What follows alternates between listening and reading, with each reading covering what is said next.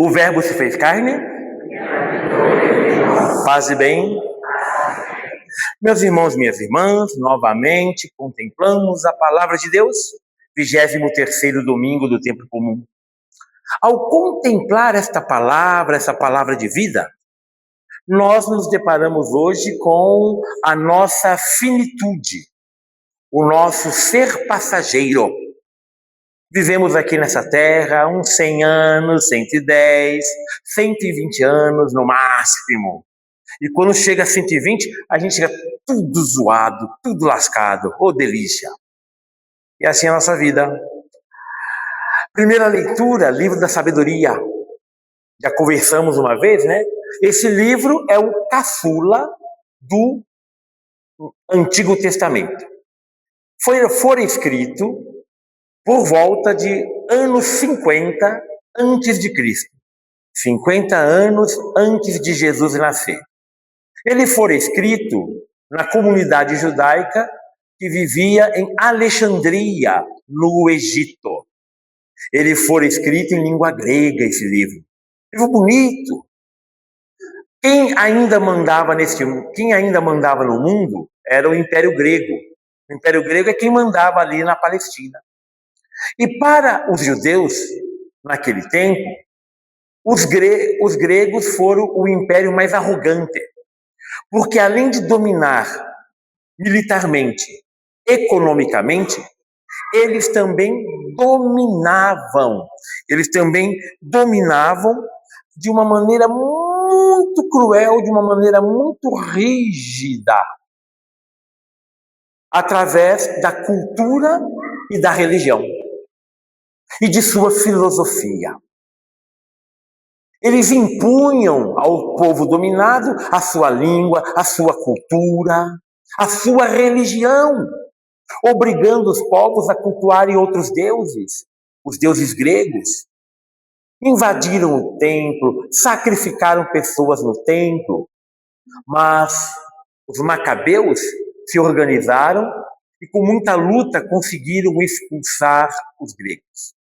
O livro da sabedoria, ele mostra o diálogo bonito de um sábio judeu tentando manter com firmeza a sua cultura, a sua língua, a sua religião, a sua fé no único Deus vivo e verdadeiro.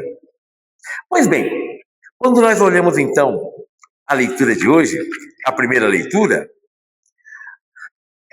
o sábio vai dizer que a sabedoria é um dom de Deus. O que significa que ele não me pertence. Ela não me pertence. Ela não te pertence. A sabedoria não nos pertence. Pertence exclusivamente a Deus. E Deus dá para quem Ele quer. E Deus, Ele concede a sabedoria a quem é humilde. Sem humildade, eu não tenho como receber a sabedoria. Só que do lado de lá está o Império Grego. E o Império Grego é vaidoso, é soberbo, é orgulhoso, anda com o nariz empinado, se acha melhor, se acha mais importante, é o centro das atenções. Ainda bem que não existe ninguém assim, não é verdade? Graças a Deus. Obrigado, Senhor. Pois é. E aí o que acontece? Aquele que se acha, oprime. Quem é humilde, agradece. Olha a diferença. Deus concede, então, a sua sabedoria àquele que carrega dentro de si a humildade. E aí o que acontece? O sábio, humilde, ele reconhece a sua finitude. E aí a frase que todos nós conhecemos, e a gente vai repetir de novo. Aqui nós só estamos de passagem. A vida é curta. Nós estamos de passagem aqui. Nosso lugar não é aqui. É no reino. Porém, aqui nós somos finitos. Aqui o nosso tempo passa rápido. E aí, diante desse universo que já tem tantos bilhões de anos, os nossos 100 aninhos, 110, 120 aninhos, são como um espirro diante do universo, de sua grandeza. E o universo é apenas uma tocinha diante do amor de Deus, que é infinito. E aí o que acontece? A nossa única esperança de abraçar o infinito é, com humildade, reconhecer nossa finitude e a nossa necessidade e dependência de nosso Deus vivo e verdadeiro. Ele é eterno, nós não. Mas se nós abraçarmos esse Deus vivo e verdadeiro, nós também seremos eternos nele. Se nós ocuparmos verdadeiramente, com humildade, o nosso lugar, o nosso devido lugar. E aí então, não é? O sábio reconhece que apenas com o Santo Espírito de Deus é que somos capazes de caminhar no caminho dessa terra e, com sabedoria, abraçar a salvação de Deus. Então, olhando e terminando a primeira leitura, é pensar no seguinte: quem é sábio sabe que nós somos muito pequenos, mas que o amor de Deus derrama sobre nós sua sabedoria e nele nós podemos ser infinitos no amor. Infinitos no amor. Somos finitos, mas o nosso amor pode ser semelhante ao amor de Deus. Quando a gente contempla a segunda leitura, é a carta de São Paulo a Filémon. Essa carta é saborosa, é a carta de um capítulo só. São 25 versículos essa carta, apenas isso, tá? Mas é gigantesca. Esse bilhetão que Paulo escreve a Filémon, ele é muito importante. Quem é Filémon?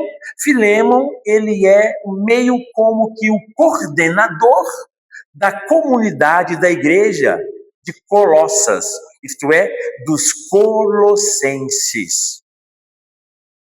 E ele é amigo de Paulo.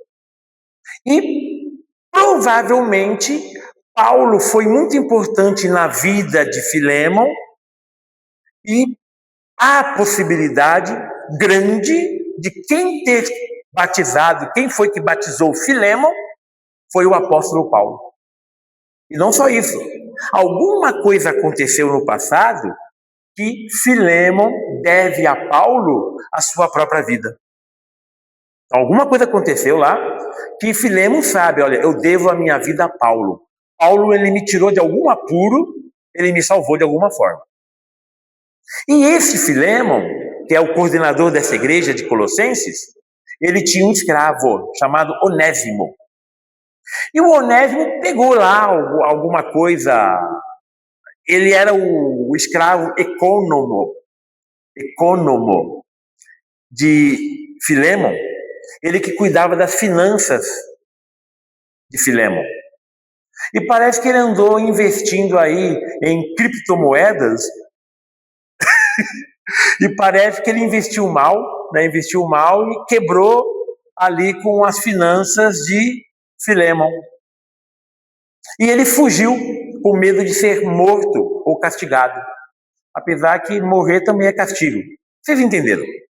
E aí, ele conhecia Paulo e ele sabia que Paulo é amigo de Filémon. Só que nesse momento, Paulo está na prisão. Está preso, Paulo. E ele foi lá ter com Paulo para ajudá-lo. E ficou um tempo ajudando Paulo. E na prisão, Paulo converteu Onésimo e Onésimo agora se fez um discípulo de nosso Senhor Jesus Cristo. Agora ele é discípulo de Jesus.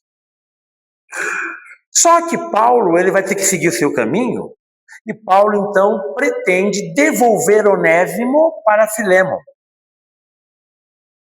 E vocês conhecem Paulo, sabem que Paulo tem o seu jeitão lá, e quando Paulo coloca uma coisa na cabeça, não adianta discutir que Paulo vai levar aquilo até o fim. É assim que Paulo funciona. E Paulo colocou na cabeça: Onésimo é escravo, mas ele não pode ser mais escravo. Ele é nosso irmão. Ele é discípulo de Jesus, como nós somos discípulos de Jesus. Aí ele resolve escrever o bilhete. E quando ele escreve o bilhete, ele está dizendo para Filémon: Filémon, olha, o seu nobre escravo, Onésimo, ele está aqui comigo e ele me é muito útil. Ele me é muito útil. Eu queria ficar com ele, mas tenho que seguir meu caminho. Por isso, eu estarei devolvendo ele, tá? E eu quero que você receba ele, tá?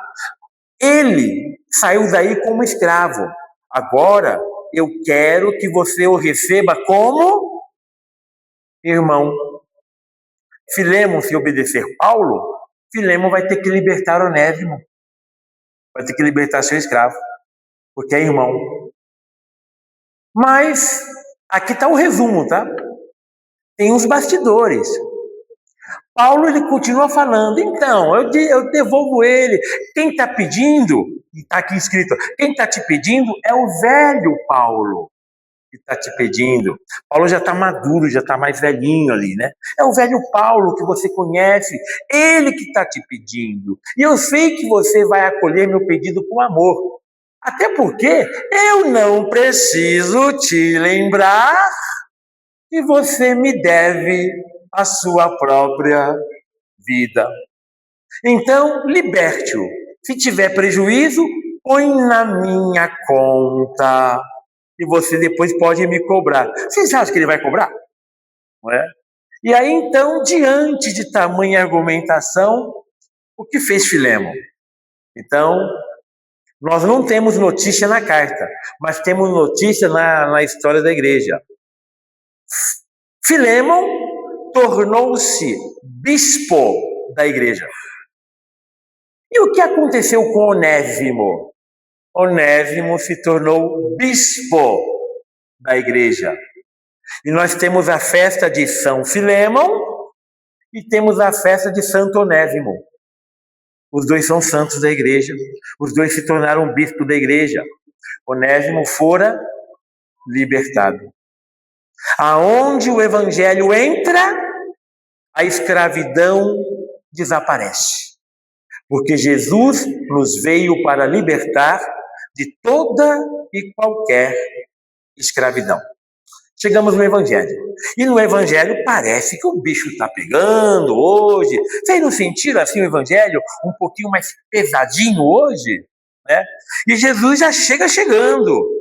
Ó, grandes multidões acompanhavam Jesus. Grandes multidões. E muita gente na multidão quer ser discípulo de Jesus. Quer ser discípula de Jesus. Só que quem quiser ser discípulo de Jesus tem que pesar direitinho se quer mesmo ou não. Como é tudo na vida. Ah, eu quero casar. Eu vou me casar. Mas eu gosto da minha vida de solteiro. Eu vou me casar, mas eu vou viver minha vidinha ali meio de solteiro. Certo?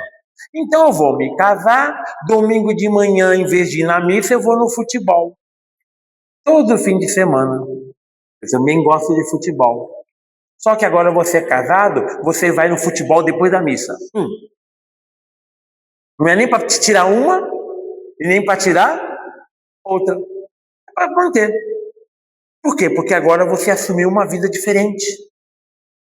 Uma pessoa casada vai viver o estilo de vida de gente casada. Não dá para eu me casar querendo ser solteiro.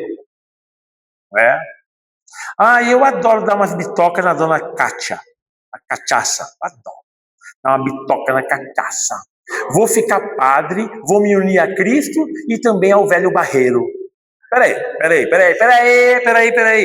Então, alguma coisa não está batendo, não está fechando a conta. Não é verdade? Tem coisa errada. Para nós darmos passos de seguimento por Jesus, em Jesus, com Jesus, nós precisamos, então, calcular direitinho. Se eu posso, se eu consigo, se eu vou. E é isso que Jesus está falando para todo mundo, para a multidão.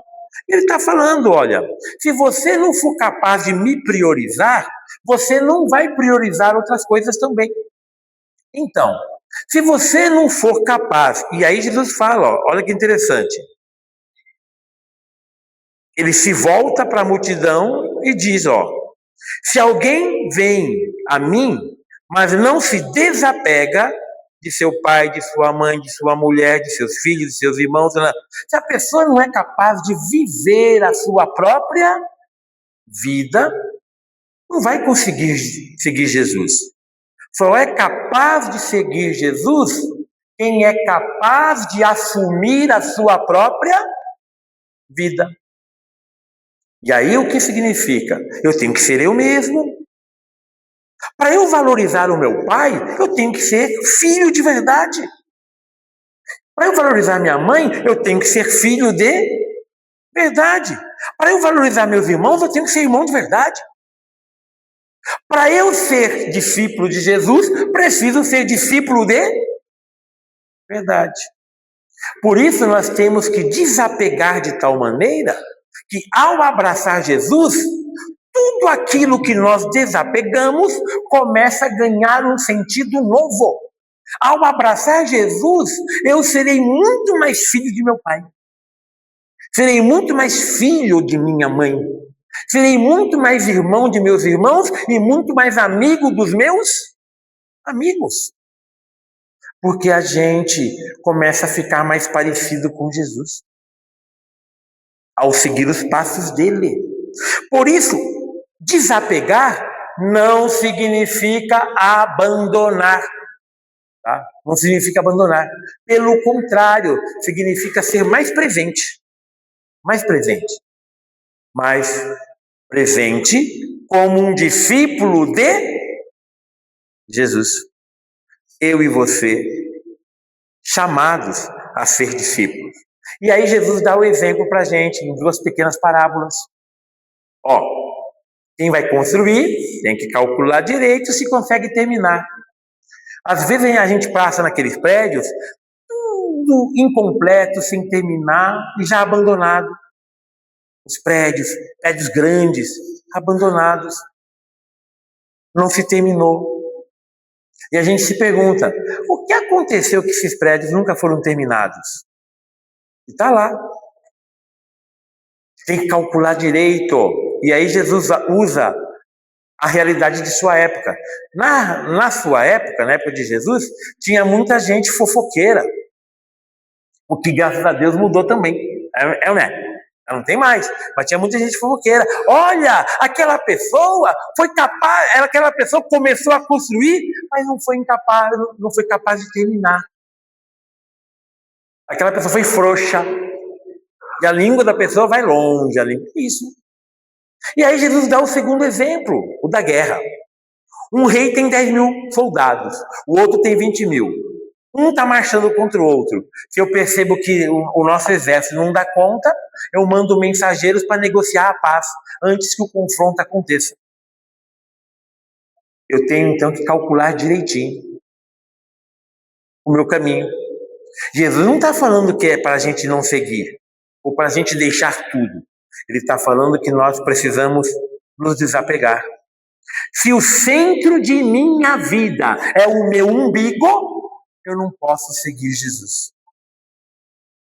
Se o centro da minha vida são as coisas que eu tenho, eu também não posso seguir Jesus. Mas eu e os meus podemos colocar Jesus no centro de nossa vida e assim eu e os meus seremos mais família, seremos mais unidos, seremos mais amigos, seremos melhores. Então, Jesus fala isso pra gente.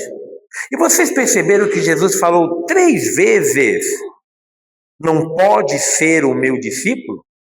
Foram 3 vezes que ele falou. Se a pessoa não toma a cruz e não caminha atrás de Jesus, não pode ser seu discípulo. Cruz. Nós sabemos disso. A cruz Já falamos outras vezes.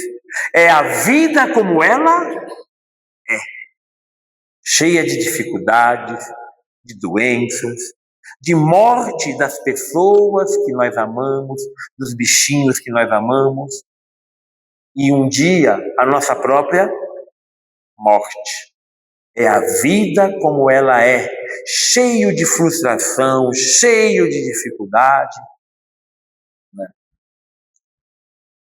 E ainda assim, nós encontramos motivos para sorrir e buscamos até o último momento de nossas vidas o sentido da vida e a felicidade. Jesus está falando, eu posso te dar isso. Toma sua cruz e siga os meus passos. Tomemos a nossa cruz e sigamos os passos de Jesus. Nele encontraremos o sentido de nossa vida e Ele é o caminho para a felicidade. Louvado seja nosso Senhor Jesus Cristo.